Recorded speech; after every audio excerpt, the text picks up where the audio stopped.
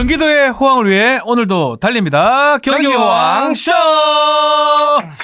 안녕하세요. 잠시 야구 해설을 했던 박지훈입니다. 네, 안녕하세요. 스포츠 애호가 MC 장원입니다.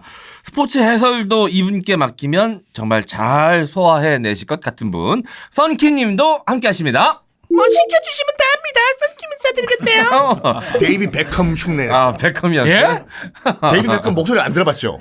얼굴은 멀쩡한데 말하면 My name is David Beckham. How are you? 그 베컴의 유일한 단점이 이제 목소리가 목소리야. 있다는 얘기가 베컴 있었죠. 선수가 목소리가 좋지는 않지만 이 정도는 아닌데. 아무리 그래도 이건 아니지. 베컴이 듣지 않으니까 이 방송을. 우리 한준희 해설위원이 돌아버렸습니다. 네. 소개 전에 들어오셔가지고 네. 일단은 자 우리 최고의 축구 해설가 한준희 해설가 모시겠습니다. 안녕하십니까? 네, 그 수식어는 좀 빼주십시오. 예. 네. 최고 아닙니까? 최고죠. 뭐가 최고입니까? 뭐 그럭저럭 최고로 말이 많으신 것 같아요. 제가 봤을 때는 근데 제가 냉정하게 평가를 해봤을 때 네. 저보다 말이 좀 더 많다고 할 수 있는 해설위원도 있는 것 같아요. 누구요? 누구요? 제 생각에는 지금은 은퇴했지만 이영표 해설위원. 이영표 해설을 이영표 해설위원 놀랍습니다. 다다다다다다다 하는 게 정말 놀라워요. 해설하시려면 말이 빨라야 되나 이게요? 말이 빠른 게 조금 유리함이 있죠. 빠르고 정확하고. 다 얘기를 해야 되니까 오늘도 지금 우리 작가님하고 뭐 통화를 잠깐 했다면서요. 아, 그렇죠. 쓸데없는 정보를 엄청 많이 말씀을 하셨다고 들었습니다. 네. 깜짝 놀랐습니다. 모든 걸 다 그 한순간 다 얘기를 하시는 네. 해설위원으로서 최고가 아닌가. 네. 저는 그래서 이 한준희 해설위원님 네. 경력을 제가 봤는데 정말 뭐 엄청나십니다. 그런데 가장 놀랐던 부분은 좀 따로 있어요. 어디요? 저는 이분이 찐 강남 출신이십니다. 압구정동 출신? 네. 고향은 지금은 은평구인데 은평이에요. 예전 딱 서대문구 은평이에요. 다련 네. 초등학교를 다녔었어요. 그거를 좀 오래 다니다가 네. 강동구로 이제 이사를 가서 제가 졸업은 강동구의 둔촌 초등학교를 졸업을 했고요. 제가 이걸 왜 얘기하고 있는지 방송 경력 20여 년 동안 한 번도 이 얘기를 한 적이 없거든요. 제가 새로운 이야기하는 방송인데. 저거 근데 전공이 정말 축구와는 관련이 없는 과학대를 나오셨는데.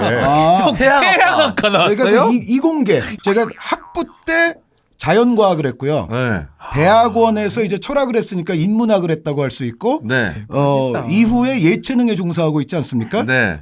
제가 이 철학에 정말 원조격에 해당되시는 우리 심지어 박사 과정도 밟으셨어요. 그렇죠. 우리 플라톤님께서 전인적인 인간을 표방하셨는데 전인적인 인간에 제가 가장 이제 어울리는 부합하는 삶을 살았다. 이렇게 자부하고 문이과 있습니다. 예체능계 자, 오늘 통합하시. 너무 재밌겠어요. 오늘 우리 한준 해설위원 경력만 봐도 너무 재밌는데 자, 네. 저희가 좀 해야 될 게 좀 있어요. 네. 오픈 채팅방 얘기를 하고 네. 좀 지나가시죠. 네, 오픈팅 팀만 검색하실 때 경기 호황쇼라고 검색하시면 아마 나올 저기 거예요. 보니까 우리 또 박 변호사님께서 네. 뭐 우리나라 최고의 무슨 기네스북 기록을 하나 갖고 계시다고. 뭐 한 개 딱 있습니다. 진짜요? 한국 기네스가 그런 게 있어요? 얼굴에 빨래 찢게 많이 꼽기.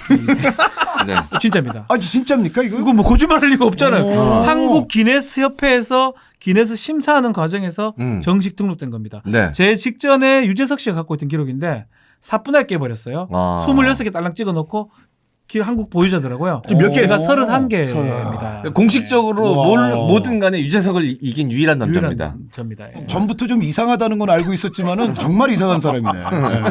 그런 기네스북 기록을 가지고 하나 여쭤볼게요. 누군가 등장해가지고 다른 방송인이 그 기록 형 기록을 깼어. 그럼 형 그거 다시 도전할 생각 전 있으십니까? 도전합니다. 새로운 걸 할 겁니다. 더 재밌는 걸로. 더 재밌는 걸로. 예. 알겠습니다. 지금 취미를 갖고 계시는 건 뭔가요, 그러면?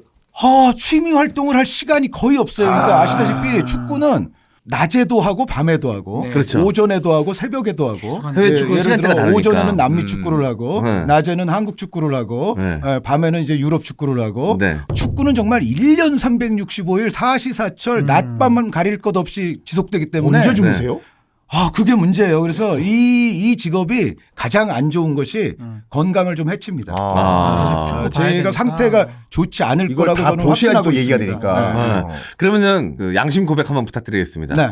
너무 피곤해서 챙겨봐야 될 경기를 못 챙겨봐가지고 이제 하이라이트만 보고 본 척한 적이 있다 없다. 그런 경우는 있어요. 있겠지.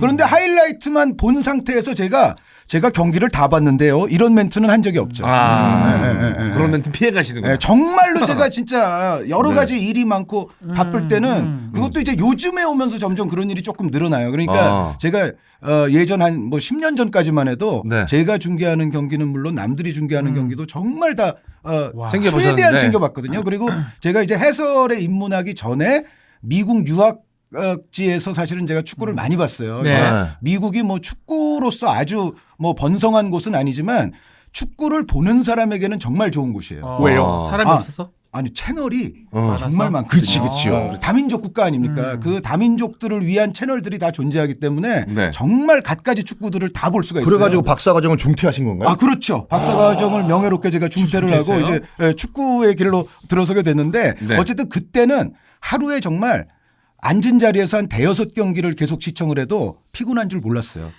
그런데 이제 점점 이제 이게 좌비되고 나서 또 나이도 먹으면서 네. 또 다른 일도 많아지면서 점점 이제 요즘으로 오면은 정말 제가 중계하고 나서 남의 경기 한두 개 보기가 정말 피곤합니다. 힘들겠죠. 네, 그래서 쉽지 요즘은 않지. 하이라이트 위주로만 볼 때도 있는데 네. 그렇다고 해서 제가 모든 경기를 다 봤다는 식으로 네. 거짓말을 치지는 않습니다. 네. 그 선수들 이름은 다 어떻게 외우세요? 그 많은 클럽팀, 대표팀 선수들 이름 솔직히 다 못 외우시죠? 아니 다는 못 어떻게 외우잖아요. 외웁니까? 그걸 어떻게 외웁니까? 다는 못 외워요. 다 외웁니까? 다는 못 외우지만 그래도 아마 외우는 숫자로 하면은 제가 좀 많기는 많을 것이다. 많기는. 그게 이제 예전에 제가 이 초등학교 다닐 때 아버지한테 막 혼나고 그랬어요. 왜요? 너는 왜 그 저 쓸데없이 저 영화 배우 가수 이름 저 운동선수 이름들을 그렇게 외우고 막 앉았니 막 이러면서 되게 많이 혼났거든요. 네. 근데 지금 와서는 그게 제 업에 좀 도움이 되죠. 아니 저는 나이 먹으면서 가장 좀 나이 먹고 있구나라고 느끼는 부분이 방송할 때 사람 이름 기억 안 특히 나요. 헐리우드 배우 이름은 진짜 생각 안 나면 미치겠어요. 아니 안 얼굴은 나요. 떠올라. 안 근데 나요. 예. 레오나르도 디카프리오 같은 경우도 너무 유명한 배우인데 갑자기 얘기하려면 이름이 생각이 안 날 때가 있어요. 그렇지.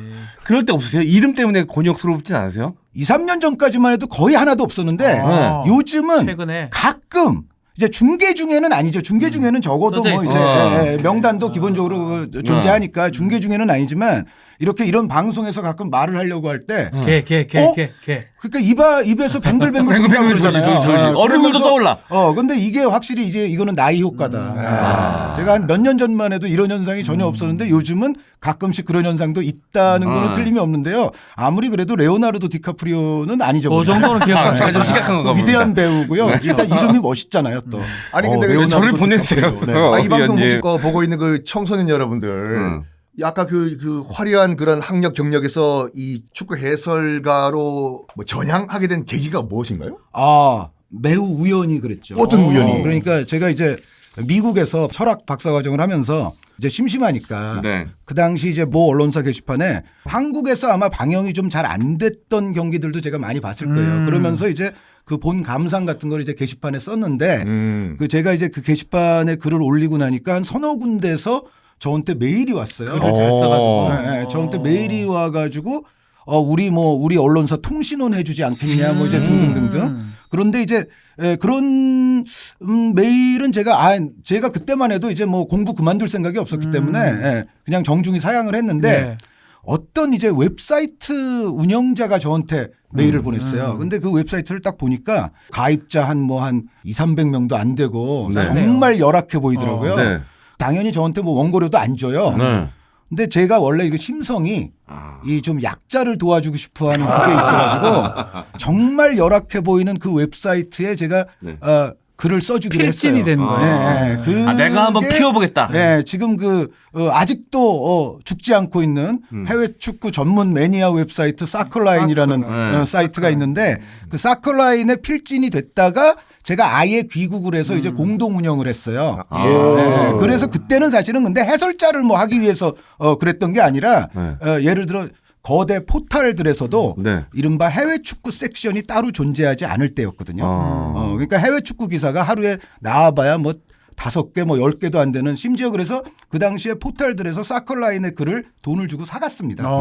왜냐하면 기존 언론사에서 해외 축구 기사를 안 쓰기 때문에 예, 그래서 심지어 뭐 제 글이 뭐 네이버 다음 이런 데도 막 올라가고 그랬었는데 그 정도에서 지금은 이제 완전히 천차만별로 바뀌었죠. 지금은 하루에 해외 축구 기사 500개, 1000개도 너무 나오니까. 많아요. 예, 예. 그런데 원래는 그래서 그 사커라인이라는 사이트를 뭔가 축구의 종합 포탈적인 사이트로 키워보고자 하는 게 저와 당시에 이제 운영하던 친구들의 목표였는데 이제 거대 포탈들이 막 그거를 실제로 해버리니까 저희가 뭐 그걸로 수익을 올릴 길은 없어졌는데 네. 그때 그 MBC 지상파에서 저한테 해설을 연락이 제의가 왔어요. 왔고. 예, 연락이 와서 첫날 갔는데 다행스럽게도 첫날 잘리지 않았기 때문에 네. 제가 오늘 이 경기 호황쇼에도 나와 있는 겁니다. 사실은 질문 하나 하면 100가지를 말씀하셔가지고 이게 몇 가지쯤, 해설자에서 네. 최고 같습니다.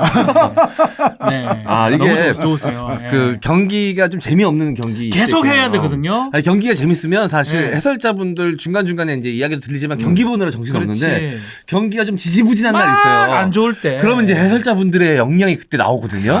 계속 그 재미없는 경기 때 재밌는 얘기를 해주셔야 되는데 그걸 너무 잘하세요. 이게 막 잘했어요. 축구 저변 지식이 많으시다 보니까 축구가 재미없어도 그럼 해설자의 이야기 또 진행자의 티키타카 그렇죠. 이거 아니, 보고도 근데 재미가 있으니까 요즘 그 또. 애들 보면은 그 아빠들이 다들 그 요즘 옛날에 태권도 학원 네. 보냈잖아요. 근데 다 축구 교실 보낸다고 요즘은. 그렇죠. 근데 그 손흥민 선수 이렇게 골 다루는 거 보니까 뭐 이건 뭐 노력한다고 되는 게 아니라 본능 같아 이게. 요거는 손흥민 얘기를 좀 하지 않을 수가 없는데 그렇죠. 예, 아버지의 역할도 컸던 것 같기도 하고요. 상당히 컸죠. 지금 이제 그 썬킴님께서 네.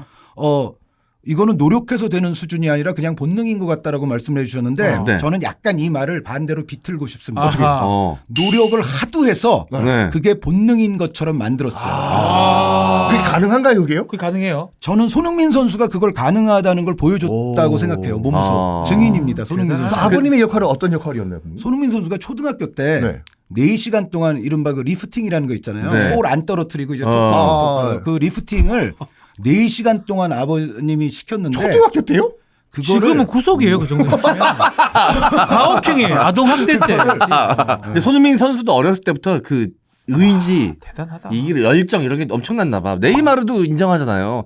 자기는 그렇게 못한데 자기는 손흥민처럼 100% 축구에만 올인하는 삶을 살 수 없다고. 아니 그래가지고 요즘 거기 동네마다 축구 교실이 있는데 네. 손흥민 선수 아버지가 이렇게 스파르타식으로 교육시킨 거 보고 네. 나도 제2의 손흥민 만든다고 해가지고 애들을 그렇게 교육시키고 근데 그게 다 되는 게 아닌 것 같다는 생각이 드는 게 똑같이 손흥민 선수의 형도 아버님께 교육을 받으셨잖아요. 손흥윤 코치라고 네. 있죠. 그러니까 받아들일 수 있는 그게 돼야 돼. 까딱하면 의지도 구속돼요. 중요하고 항성도 중요하고. 아니 그런데 정말 지금 말씀하신 것 같은 유형의 스파르타적인 네, 거는 힘들어요. 사실은 네.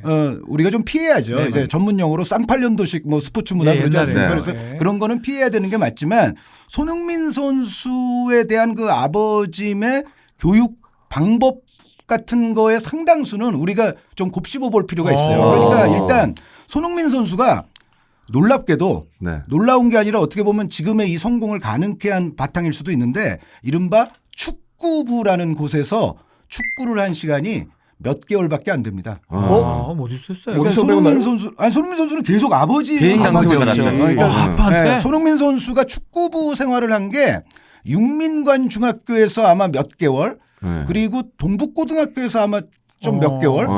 제 생각에는 거의 반년도 안 될 가능성이 와, 높아요. 네. 그러니까 좋은데? 우리나라에서 이른바 이야기하는 이른바 그 엘리트 라인, 그 네. 엘리트 라인을 계단식으로 잘 밟아야 대한민국에서는 운동선수로서 성공한다 뭐 이런 게 거의 불분율 아닙니까? 네. 손흥민 선수는 그것과는 완벽하게 괴리된 삶을 어려서부터 살았고 네. 아버님이 제일 강조했던 것이 아까 말씀드린 리프팅, 네. 드리블, 볼 안 떨어뜨리고 네, 이런 거. 컨트롤, 네. 트래핑 네. 그리고 이제 프로 선수가 돼서까지도 손흥민 선수에게 아버지가 네. 하루에 1000개씩 오른발 500개 왼발 500개 1000개씩 연습을 시켰다는 거 아니에요? 그게 네. 함부르크 시절에도 네.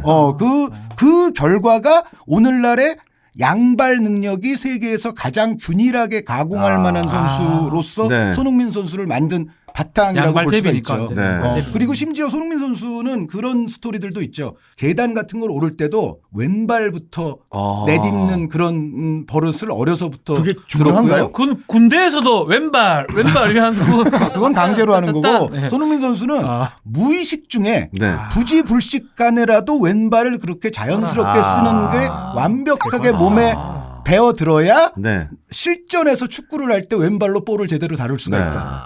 양발잡이 그렇게 만든 거예요. 선수들을 수비수들 입장에서는 진짜 까다롭게 너무 있어요. 힘들다. 그렇죠. 막아야 될 방향을 예측할 수가 없으니까. 두 군데 다 쏠 수 있으니까. 각이 확 넓어지잖아. 아니 그러면 사실 올 시즌에 네. 손흥민 선수가 넣었던 골 중에 가장 아름다운 골은 왼발로 넣었던 레스터전에서의 중거리 가마차기. 네, 거의 그 가마차기가 날아가는 네. 순간에 시간이 정지되는 듯한 느낌을 줄 정도로 야. 아름다운 궤적이었거든요. 그런데 네네. 그걸 자신의 원래 주발이 아닌 왼발로 했어요.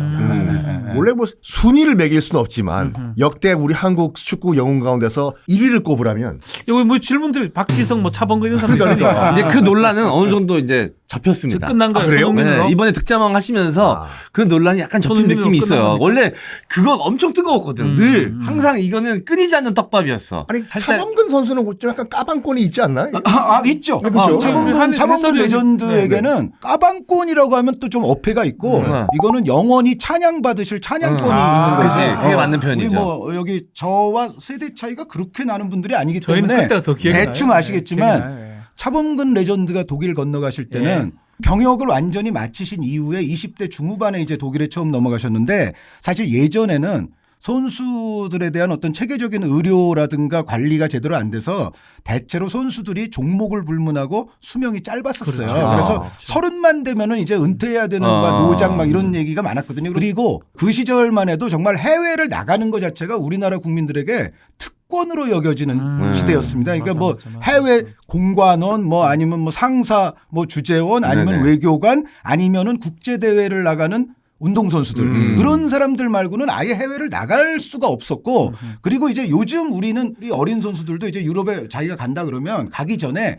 자기 팀에 어떤 선수 있는지 다 알고 네. 상대 팀의 선수들은 어떤 플레이 하는지 다 알아요. 뭐 전술도 하고 감독도 알고 그런데 차범근 감독 가실 적에는 정말 정보도 전무한 상황 아닙니까? 그리고 당시에는 또 뭐가 있냐면은 우리나라의 최고의 선수가 이제 외국으로 간다 그러면 요즘은 박수 치잖아요. 좋아하잖아요. 그런데 그때는 오히려 국부 유출이라고 해서 오히려 막거나 뭐 욕하거나 심지어 좀 그런 분위기까지도 있었을 때예요. 그런데 그런 시기에 늦은 나이에 가셔서 10년 동안 프랑크푸르트와 레버쿠젠에게는 잊을 수 없는 UEFA컵을 다 한 차례씩 안겨주고 네. 그리고 정말 차범근 선수가 고점일 때는 카라인스 루메니게나 케빈 키건 등과 뭐 거의 대등한 또 평가를 받았었거든요. 그러니까 차범근 선수의 위대함은 이루 말을 형언할 수가 없을 정도의 위대함이 있어요. 네네. 그런데 다만 그럼에도 불구하고 어떤 외국 사람들이 아시아 축구 역사를 책으로 집필할 때 네. 나중에 아시아 축구 역사에서 역대 최고의 선수가 누구였냐를 묻는다면 네. 답은 이제는 손흥민이라고 해야 될 것 같고 저는 사실은 한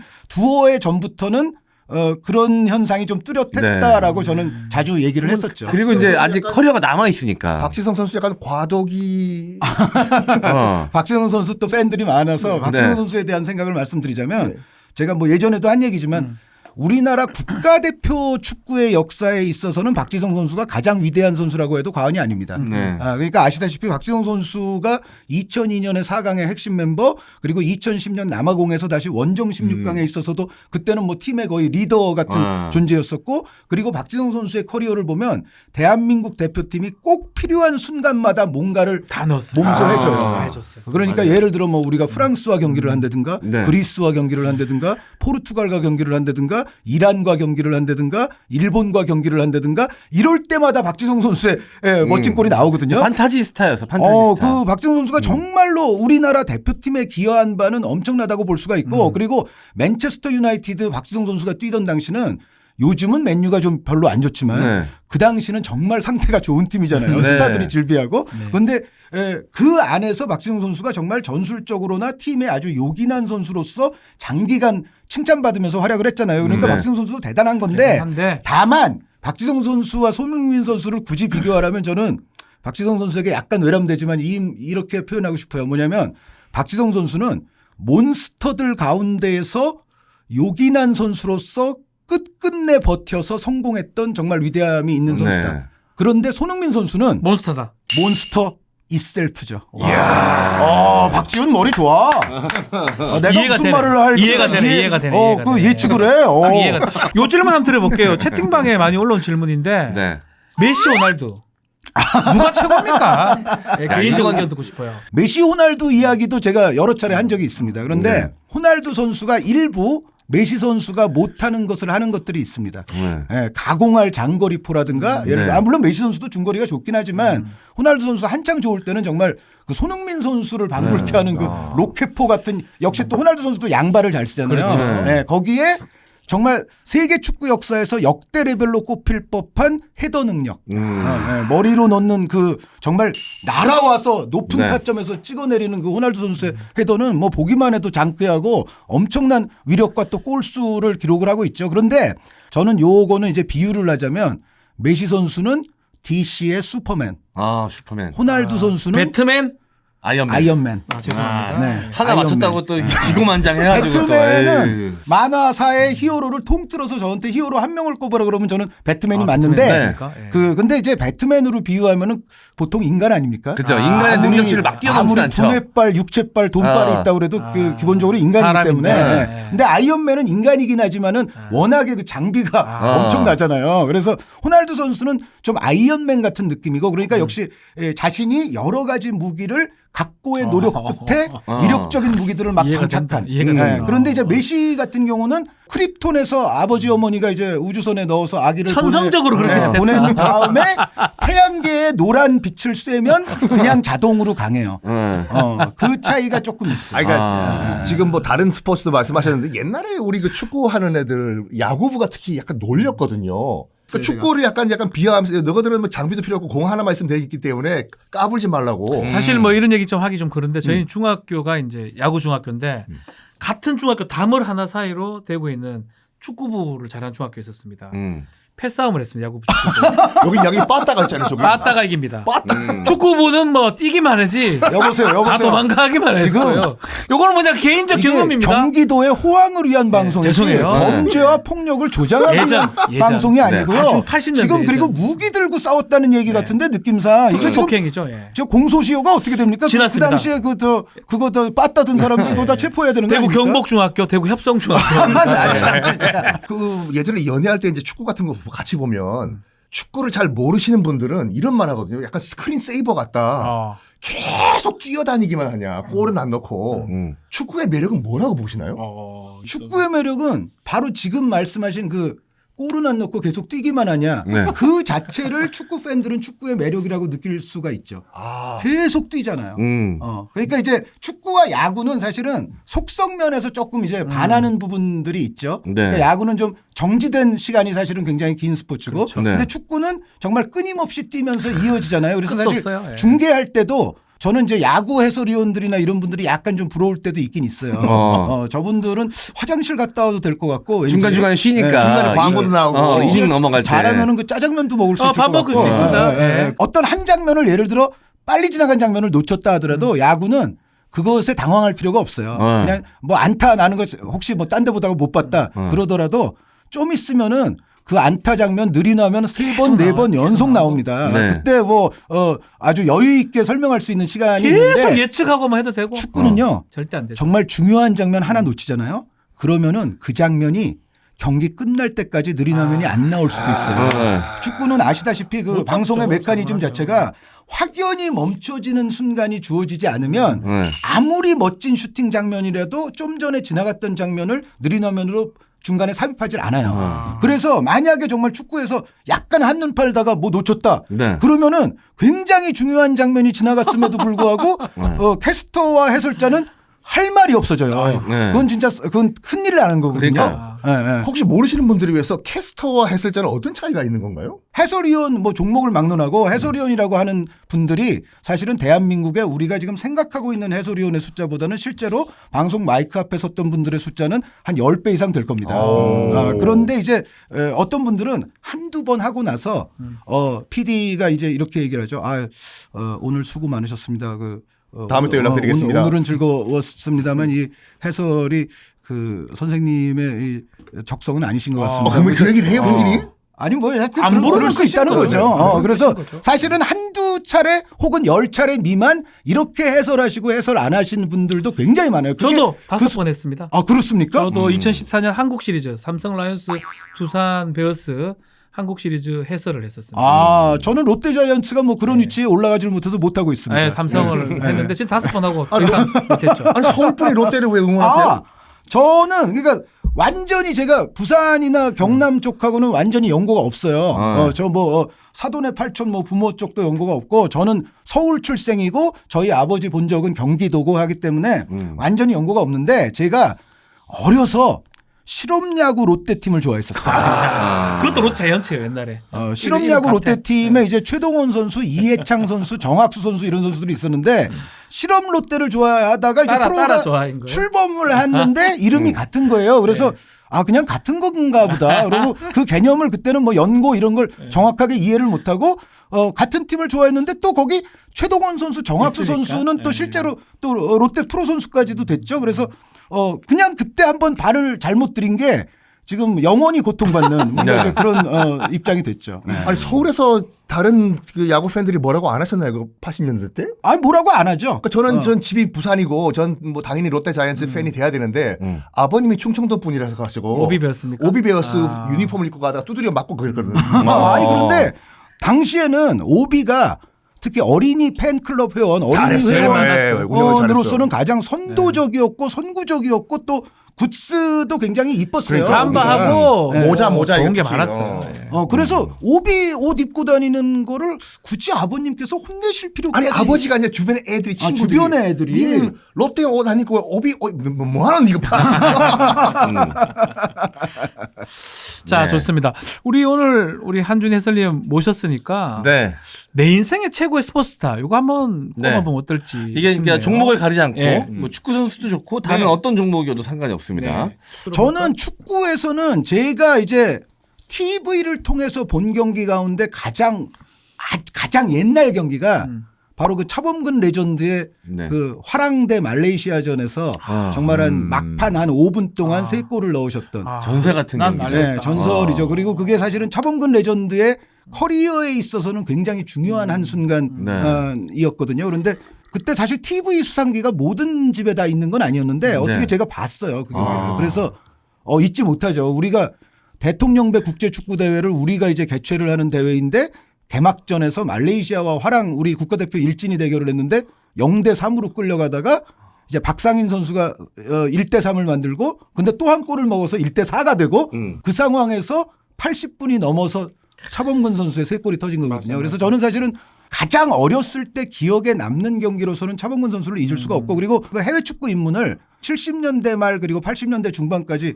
그 M사에서 방송하던 분데스리가 녹방 그 당시는 요즘 손흥민 선수처럼 뭐 생중계로 계속 따라다니는 게 아니라 네. 언제 한 건지도 모르는 경기예요. 그게 무슨 얘기냐면 예전에는 해외 뭐 이런 방송을 하기 위해서는 비행기로 비디오 테이프를 공수해서 보여줬거든요. 네. 맞아요. 그런데 그 분데스리가 그 서독 분데스리가 축구가 이게 석 달 전에 한 건지 지난 시즌에 한 건지 뭐 한 달 전에 한 건지 어떻게 알겠어요. 사실은. 그래서 그때는 뭐 대회 이름도 잘 모르고 어쨌든 방송사에서 해주니까 본 거예요. 그런데 네. 그 당시 분데스리가 중계가 저의 어떻게 보면 지금의 직업을 이끈 원동력이었다고 볼 수가 있고 그때 해설하셨던 주영광 선생님이 제가 감히 평가하는 가장 존경하는 해설위원님이 그 당시에 주영광 선생님이라고 계셨어요. 지금은 작고하셨지만 그래서 그런 모든 기억들을 다 종합해 보면 저에게는 축구에 있어서는 그래도 차범근이다. 차범근 네. 선수가 저의 최고의 스타인데 야구는 최동원, 배구는 강두태, 농구는 이충희, 하나씩 프로레슬링은 다 WCW의 스팅, 골프는요? 골프는 저는 닉 팔도를 좋아했어요. 발의 골퍼라는 뭐다 닉 나오네 팔도. 그냥 네. 아무거나 다 던져봅시다. 있어요. 다 있어요. 네, 팔도와 당구. 브릭노먼의 당구요. 당구는 자넷 리. 자넬 리. 독거미. 탁구는 저는 자오즈민 선수. 언제적 자오지민이냐. 저도 제 인생의 최고 스타는 저는 이승엽. 틈만 나면 성대모사 하잖아요. 이승엽입니다. 이거 하는데 여러 그 게임에서 기적의 팔에 홈런 치고 이랬었는데 저는 그런 것보다는 아직까지 기억나는 거는 2002년도 삼성과 그 한국 시리즈 LG하고 붙었을 때인데 6차전에서 동점 3런을 쳤을 때 그때는 뭐 지금도 눈물을 날 정도로 그래서 이승엽 선수를 처음 만났을 때 제가 감사 인사를 드렸습니다. 고맙다고. 당신 때문에 즐거웠다, 행복했다. 그쪽에서 뭐라 해요? 그럼? 에 그렇습니까? 아니 이승엽 선수를 안 좋아할 수가 없는 게 우리 박지훈 변호사는 그렇죠. 그 이승엽 저 성대모사로 사실은 먹고 사는데 굉장히 도움이 되거든요. 그러니까 안 좋아할 수가 없는데 제가 좋죠. 여기 삼성이 나오셨으니까 한마디 하겠지만 우리 저 호세 형님의 방망이를 날아가게 했던 그 사발면과 그 계란 삶은 계란 이런 거를 저는 절대로 잊지 못하고 그거 있습니다. 대구 시민구장인데 그 게임에서 그 사타구니에 그 던진 친구들이 저희 대학 친구들입니다. 죄송합니다. 아, 그 저 지금 공소시효 안 지났습니까? 99년 그게 저 99년이거든요. 이물질을 경기장 안으로 투척하는 거는 이건 범죄 지났습니다. 1999년이었고 공소시효 지났어요? 당시 하나 이글스가 우승을 합니다. 공소시효만 지나면 모든 걸 용서해 주시는군요. 범인들을 특정할 수는 있죠. 어쨌든. 제 친구들이라니까 대학 법대 경북대학교 법대 근데- 동기들입니다. 아니 근데 그 가운데 제구력이 엄청난 분이 하나 있었던 것 같아요. 개입니다. 개가 찐개를 던져가지고 사타라는 호세를 맞춰버렸어요. 네, 정말 그 당시 그 마혜영 선수가 그 호세의 퇴장과 그 맞아요. 엄청난 경기 중단이 있은 직후에 마혜영 선수가 거의 눈 감고 휘둘러서 홈런을 홈런 쳤거든요. 치고요. 네, 그 홈런이야말로 정말 이 스포츠라는 것이 네. 이 정신력이 얼마나 중요한가를 몸소 보여준 사례였다. 말씀하신 김에 네. 야구는 이 벤치 클리어링이 있지 않습니까? 축구는 왜 그게 없어요? 아 축구도 네. 가끔은 벤치 비슷한 클리어. 상황이 나와요. 우르르 다 뛰어나가가지고. 가끔은 나오는데 패스아웃이지. 야구만큼 흔하게는 절대 안 나와요. 아. 축구는 그런 게 나온다면 그거는 정말 좀 희귀한 상황이고 네. 왜 그 가장 유명한 것 중에 저 조세 무리뉴 감독도 있어요. 네. 저 바르셀로나와 레알 마드리드 경기할 네. 때 조세 무리뉴 감독이 지금은 작고한 그 티토 빌라노바 코치의 눈을 찌른 사건도 있었어요. 직접 나가가지고 선수들만 막 붙은 게 아니라 어디 감독 꼬라보러 자기가 직접 그게 나가서 내가 봤을 때는 야구는 본인 턴이 오지 않는 다음에 계속 앉아 있잖아요. 그러니까 남는 체력이 많아. 그러니까 싸울 때 나가서 싸우면 돼. 근데 축구는 싸움 났을 때 뛰어들어서 싸우면 뒤에 경기 망치는 거야. 기력이 없어. 기력이 없어. 그러니까 싸워도 그냥 모른 척해 계속. 우리 편 선수가 누구랑 싸우고 있어도 저기까지 달려갔다가 오면은 다음 경기 내가 야구도 벤치 클리어 나가는 애들이 있어요. 준비된 애들이 있어요. 누구? 1.5군들 어. 막 뛰가려고 준비하는. 그러니까 주전들 뛰기 좀 힘들죠. 안 나가면 안 되지만 준비가 돼 있어요. 벌금 물잖아 안 나가면. 안 나가면 다 벌금 물니까. 박찬호 선수의 날라차기도 있지 아 않습니까? 그렇죠. 아, 네. 네. 유명했죠. 축구는 싸움에 쓸 체력이 없다. 축구 선수는 다 슬림하다 지금 보니까. 축구에서 약간 이제 예를 들어 뭐 배가 나왔다든가 하는 선수는 정말 세계적으로 화제가 되죠. 네. 그 정도로 좀 드물죠. 없지 않나요? 배 나온 선수. 제 경력에서 보면 가끔 있어요. 아. 정말 가끔 있는데 네. 그 정말 힘들죠. 네. 보통 아니, 그렇게 하면 빠지게 되잖아. 한 경기 뛰면은 보통 마라톤 얼마 정도 뛴 거로 보나요? 보통 우리가 이제 저 10km 넘게 뛰면 이제 예를 들어 뭐 정말 산소 탱크 막 이런 선수들이 막 12km 이상 뛰고 막 그러지 않습니까? 네. 그 정도면은 이제 아주 많이 뛰는 선수들. 네. 배 나온 축구 선수들 보고 싶으시면 조기축구에 가시면 많습니다. 거기는 끝나고 술 먹어. 거기는 교체 때만 들어와가지고 삼겹살에 소주 드시거든요. 한번 뛰고 나서 이러고 다들. 네. 좋습니다. 저도 이제 한 번 말씀드려야 될 것 같은데 저도 김연아 선수, 박찬호 선수, 박지성 선수 저의 이제 유년 시절 청년기를 정말 의미 있게 만들어준 유명한 선수들인데 이제 이분들은 워낙 유명하니까 논외로 하고 저는 얼마 전에 이제 경기하셨던 격투기 선수, 격투기? 정찬성 선수. 좀비. 네. 사실 이분이 챔피언은 못했잖아요. 음. 챔피언의 도전만 2번 했는데 안타깝게 이제 성공하지 못했는데 저는 결과만 볼 수 없다 스포츠라는 게 그 선수가 몸을 담고 있었던 스포츠 내에서의 그 커리어 과정 이런 것도 굉장히 중요하다 보니 정찬성 선수가 그랬던 것 같아요. 네 맞아요. 이게 운은 좀 없었거든요. 이게 처음 챔피언 도전했을 때 팔이 이렇게 경기 내용이 좋았는데 어깨가 빠지는 바람에 그때 결과가 좀 안 좋았는데 몇 년 만에 수년 만에 또 도전하지 않았습니까? 이게 볼카노브 스키 선수랑 했는데 확실히 이제 나이도 있고 그랬기 때문에 이제 기량 차이가 좀 눈에 보이더라고요. 그래서 너무 안타까웠는데 본인도 끝나고 나서 그걸 인정하더라고요. 이제 본인이 나이도 있고 이게 확실한 기량의 차이를 좀 느꼈다라고 얘기하는데 그 심정이 쉽지 않았을 것 같더라고. 맞네. 근데 그 과정은 정말 대단했거든요. 아시아 선수가 그렇게 챔피언 결정전에 도전자로 나설 수 있는 게 지금까지 없던 역사이기도 하고. 근데 부상 얘기가 나온 김에 그 네. 페널티킥이라든지 이런 거 보면은 공 가지고 축구공으로 이제 국부를 맞았을 때 그냥 그 비명도 못 지르잖아요. 너무 아팠어. 그럼 다른 선수들이 와가지고 이게 꽁치뼈 때려주잖아요. 그럼 효과가 있는 거예요? 있어요, 아니면 그게요? 할 수 있는 게 없으니까 그거라도 하는 거예요? 제가 이제 그 동네 축구할 때 경험에 입각하면 약간 효과 있습니다. 약간 아주 미세하게. 쳐주면? 아주 빼주는 미세하게. 거거든요. 뒤에서 때려가지고. 근데 저는 그게 동네 축구 경험으로 말씀드리는 겁니다. 네. 자, 썬킴 형도 물론 영화화된 주인공이지만 실존 인물을 바탕으로 한 거기 때문에 로키 1편, 네. 로키 발보아, 빠밤빰 2편부터는 그냥 상업 영화지만 네. 1편은 복싱 영화가 아니에요. 예술 영화예요. 인생의 인생의 철학이 담긴 담긴 영화고 네. 마지막에는 아폴로한테 져요 로키가. 그 에드리안을 부르죠. 네, 이럴 줄 알았어. 이럴 줄 알았어. 나 바로 발 뺐어. 그래서 또. 왜 이렇게 다들 욕심들이 많으셔? 아. 로키 1편의 주제가이기도 하고 또 이제 계속 그 실버스터 유명한, 스탈론이 했던 네. 유명한 대사가 뭐냐면 going the distance라는 네. 말을 해요. 그게 뭐냐면 지더라도 끝까지 간다예요. 그래서 그게 참 철학적 교훈을 줬다. 그러니까 아까 말씀하신 것처럼 네. 결과가 중요한 것이 아니라 과정이 중요하다라는 네. 걸 보여준 실존 인물인지 로키 발보하다. 지금 말씀하셔서 깜짝 놀랐는데 얼마 전에 또 다시 봤거든요. 로키를 지금 다시 봐도 너무 좋은 영화. 네, 지금 말하라고. 죄송합니다. 지금 넘어갈 수 있었는데 제가 한 번 더 얘기하는 바람에. 그래가지고. 죄송합니다, 제가. 제일 좋아하시는 영화는 어떤 영화? 아, 제 인생의 영화 제가 시내 20일이라는 이제 영화 잡지가 있잖아요. 네. 거기에 제가 이제 축구 해설위원을 시작한 이후에 축구 이외의 글을 쓴 거는 정말 손에 꼽을 정도로 네. 적은데 내 인생의 영화를 글을 써달라는 제가 청탁을 받고 그대로네요. 예전에 그 그대로네요. 10여 년 전이에요. 그런데 제가 배트맨이라고 했거든요. 네. 네, 배트맨에 대해서 제가 다크나이트. 쓴 글이 있습니다. 아. 그때는 다크나이트 나오기 전이지.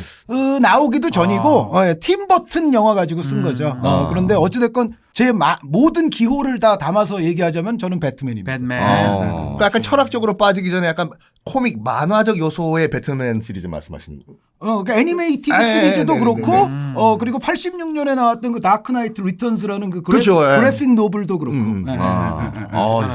뭘 질문하셔도. 다 답을 모르시는 게 하니까. 없으셔 진짜. 네. 아, 근데 그 축구만 잘하는 게 모든 걸 다 알았어요. 혹시 방송이나 아니면 기고문을 통해서 연애 상담도 해보신 적이 있으십니까? 연애 상담을 제가 뭐 그거 할 전문가는 전혀 안 될 것 아니, 같아요. 뭐든 다 잘하시니까. 아니 모든 분야에서 요즘 그 변호사님들이 다 네. 구라치고 다니시는 분들이 있는데 그 모든 분야를 이분이 굉장히 막론하고. 시원하네. 아니 그러니까 뭐 분야를 막론하고 모든 패널이 다 변호사분들이에요. 네, 맞아요. 막 스포츠 얘기할 때도 변호사분들. 죄송해요. 무슨 얘기를 해도 약간 공신력이 생기는 것 같거든. 글쎄, 하여튼 네. 뭐 좀 의심스럽긴 한데 그런데 어찌됐건 뭐 어떤 것에 대해서 이야기를 하려면 최소한의 전문성은 갖춰야 되잖아요. 네. 저는 연애 상담은 저는 그래서 안 하는 쪽으로 아니다. 하겠습니다. 알겠습니다. 이게 저기- 아살하실 것 같은데. 작가님이 이 질문을 꼭 하라고 하셨는데 이 해설 일을 하시면서 가장 내 정말 이걸 잘했다 이 일을 보람되었던 순간은 어느 순간이신가요? 그거는 이제 예를 들어 이런 거죠. 제가 KBS에서는 또 중학교 춘계연맹전, 추계연맹전 이런 경기들도 많이 중계를 했으니까요. 와. 그런데 이제 중학교 때 봤던 선수가 예를 들어 프로에 입단까지 하는 모습을 보거나 했을 때 그럴 때 이제 춘계연맹전 예를 들어 중학교 결승전이라 하더라도 그 선수가 프로에 입단까지 할 확률은 낙타가 바늘귀 들어갈 정도로 굉장히 작은 확률이에요. 그런데 가끔 이제 정말 그런 선수들을 보고 나면은 좀 뿌듯함을 느끼고 가장 또 역시 뿌듯할 때는 저를 뭐 안 좋아하시는 팬분들도 당연히 계실 수 있지만 그래도 저를 좋아하시는 팬분들이 저를 또 알아보시고 막 이렇게 좋아해 주실 때 그럴 때는 제가 사실 부끄러운 해설을 굉장히 오래 했는데 팬분들에게 좀 도움이 된 면이 있다는 것을 팬분들께서 직접 말씀을 해주시면 제가 그때는 가장 좀 뿌듯함을 느끼곤 합니다. 마지막으로 우리 11월 달에 카타르 월드컵이 있는데 네. 자, 우리가 H조죠. 네. 네. 포르투갈, 가나, 우루과이. 어째 16강 갑니까? 이 가나 이겨줘야 됩니까? 가나는 우리가 16강을 가기 위해서는 반드시 이겨야 될 가나? 텐데 이거는 맞아요. 16강 가나? 그거 하면 할락했네. 진짜. 그 상투적인 그런 정말 거 가나? 그만해. 난 좀 처음에 그만. 월드컵 얘기 꺼낼 때부터 그만해라, 이거 좀. 하려고 하는구나. 나는 이 느낌이 16강 오더라고. 가나? 아니 이럴 어떻게 해야 그만하나 아니, 이런 MC가 거? 이럴 때 제어 안 합니까? 이 방송에서. 가나는 반드시 이겨야 되기는 가나. 하는데 네. 그런데 문제는 아마 우리 조의 다른 팀들도 모두가 그렇게 생각하겠지. 한국은 이겨야 될 팀으로 생각을 할 거예요. 그래서 우리가 냉정하게 봤을 때는 16강을 가려면 2등 안에 든다는 얘기잖아요. 네. 해야 됩니다. 그러면은 우리가 액면가 전력으로 지금 그냥 단순하게 평가했을 때 우리가 2등 안에 드느냐라고 질문을 한다면 저는 예스라고는 대답 못합니다. 아, 네. 손흥민 몇 골 넣습니까? 월드컵에서요. 손흥민 선수가 많이 넣으면 많이 넣을수록 좋겠죠. 그리고 우리나라 지금 3골 최다골 기록은 물론 이제 아시아 최다골 기록이 지금 4골이거든요. 예. 네. 근데 그것도 이제 다 깨버려야 되고 당연히 가 깨면 좋겠다 그냥. 예, 예. 손흥민 선수가 한 대여섯 골만 해주면 네, 그러면 네. 한 4강 가 있어야 되는데요. 4강일지는 모르지만 어쨌든 네. 우리가 꽤 높은 곳까지 가능하지 않겠나. 그런데 다만 손흥민 선수가 토트넘에서 뛸 때와 우리 대표팀에서 뛸 때는 이거는 손흥민 선수에게도 뭔가 조금 난이도는 달라진다. 아 밑에 도와준. 케인이 그러니까 있냐 그거는 없냐 이제 뭐 차이도 그렇게 있고. 말하면 또 너무 아, 다른 좀 그렇게 동료 하니까. 선수들에 대한 또 신뢰의 말씀이 되는데 아. 전체적인 시스템을 보면 콘테 감독의 지금 토트넘 시즌 말미에 이거 성공했을 네. 때 모습 보세요. 그러면은 케인 선수의 동선, 쿨루셉스키 선수의 동선 이런 선수 혹은 뭐 도오티 선수라든가 후방에 있는 선수들까지도 손흥민 선수의 위력을 극대화시킬 수 있는 동선과 플레이가 나오거든요. 네. 그게 딱 그런데 손흥민을 우리- 중심으로 스쿼드가 짜 있죠. 그렇죠. 뭐 케인과 손흥민을 중심으로. 그런데 우리 대표팀은 그 정도까지는 해내지 못하고 있고 또 손흥민 선수 본인도 우리 대표팀에 오게 되면 자신이 뭔가 더 많은 역할을 해야 된다는 부담감을 분명히 갖고 그렇죠. 있으면서 전체적으로 좀 아래쪽으로 내려오면서 본인이 좀 풀어주고 하는 것도 많이 하는데 그래서 손흥민 선수가 왜 토트넘에서만큼 대표팀에서는 골이 덜 나오느냐. 저는 그거는 사실은 좀 괜한 공연한 질문이다. 이건 팀이 다르고 시스템이 다르고 선수가 다른데 당연한 일이고 손흥민 선수 입장에서 봤을 때는 확실히 이제 우리 대표팀에서는 조금 더 난이도가 높을 수밖에 없고 그리고 우리가 일단 상대해야 될 나라들도 정말 좋은 선수들이 많고 축구에 죽고 축구에 사는 나라들이기 그러네. 때문에 와. 예, 사실은 이건 뭐 우리 혼자 하는 게임이 아니지 않습니까? 그래서 네. 손흥민 선수가 가급적 많은 골을 터뜨리는 바람이 있지만 실제로 그런 일이 뭐 일어나지 않는다 손치더라도 우리가 손흥민 선수를 비롯한 우리 선수들에 대해서 나중에 지나친 비판이나 이런 건 좀 가하지 않았으면 좋겠다라는 생각이 있습니다. 이 방송이랑 축구랑 좀 비슷하다는 생각을 참 많이 하거든요. 저는 왜, 왜, 보면 여러 가지로 좀 역할 롤 플레이가 비슷해요. 보면 지훈이 형 같은 경우는 공격수로 놔두면 뭐 득점력이 상당하지. 근데 좀 처져가지고 이제 게임 메이커 진행자 자리로 놓으면 지금도 불안해 죽겠어. 대본 한 명도 안 보고 있으니까 내가 얼마나 불안한지 모르겠어요. 그럼 이제 못 웃겨. 그때는 이제 왜냐면 와 불안해 죽겠어. 전체적으로 이제 이게 끌어가야 되니까. 대본을 아무도 안 봐. 내만 보고 있거든 지금. 네. 얼마나 불안한지 몰라요. 많이 불안합니다. 그럼 우리가 2002년도 4강 같은 또 다른 4강 신화를 이룰 수가 있을까요, 조만간에? 조만간에 그게 되리라고 제가 얘기하면 그거는 제가 너무도 좀 심한 얘기를 하는 거죠. 그러니까 FIFA 가맹 회원 수가 세계 211개 가맹 회원이 있거든요. IOC나 UN보다도 항상 크다는 얘기를 뭐 입에 달고 살지만 그 211개 가맹 회원들의 상당수가 축구에 죽고 축구에 삽니다. 그렇죠. 그리고 그 가운데에는 우리보다 훨씬 더 축구에 대한 전통이 깊고 축구에 대한 인프라와 팬층 기반이 훨씬 더 좋고 우리보다 선수층 훨씬 두텁고 우리보다 축구를 훨씬 더 체계적으로 연구해온 나라들이 많아요. 그런데 우리가 조만간 또 4강 갈 거예요. 이렇게 얘기하는 거는 저는 굉장히 무책임한 발언이 될 수 있다. 네. 모두가 노력하는 글로벌 가장 보편적이고 모두가 좋아하는 스포츠가 축구이므로 그만큼 축구에서 잘하는 것은 힘들고 그래서 손흥민의 득점왕은 더더욱 대단하다라는 말로 마치겠습니다. 알겠습니다. 자 이제 마무리 시간이 됐죠. 네. 마무리 시간이 됐어요? 예, 말씀 듣다 보니까 시간이 훅 지나갔습니다. 됐습니다. 네. 예. 그 언제까지 현역에서 활동하실 수 있을 거라고 생각하십니까? 뭐 그런 거 한번 생각해 보신 적이 있으실 저를 것 이제 같은데. 필요로 하시는 분들이 계실 때까지는. 근데 예, 이건 예. 뭐 은퇴 나이가 정해져 있지 않잖아요. 언제든 말씀만 하실 수 있으면 언제든 할 수 있잖아요. 혹은 이제 제가 느꼈을 때 제가 정말 선수 이름도 다 까먹고 정말 눈도 침침해져서 네. 뭔가 제대로 양질의 중계가 안 나온다 하면은 네. 제가 알아서 물러나야죠. 알겠습니다. 팟빵 유튜브로 만날 수 있는 경기왕쇼 많은 사랑 부탁드리고요. 자 오늘 한준희 해설위원님 너무너무 감사드립니다. 네, 정말 이렇게 이상한 방송일 줄은 몰랐습니다. 네. 시간이 다 됐습니다. 오늘 함께 해주신 네. 성키님께도 감사의 말씀 감사의 드리면서 말씀. 오직 경기도민만 바라보고 뜁니다. 정책과 웃음이 공존하는 곳 경기왕 쇼!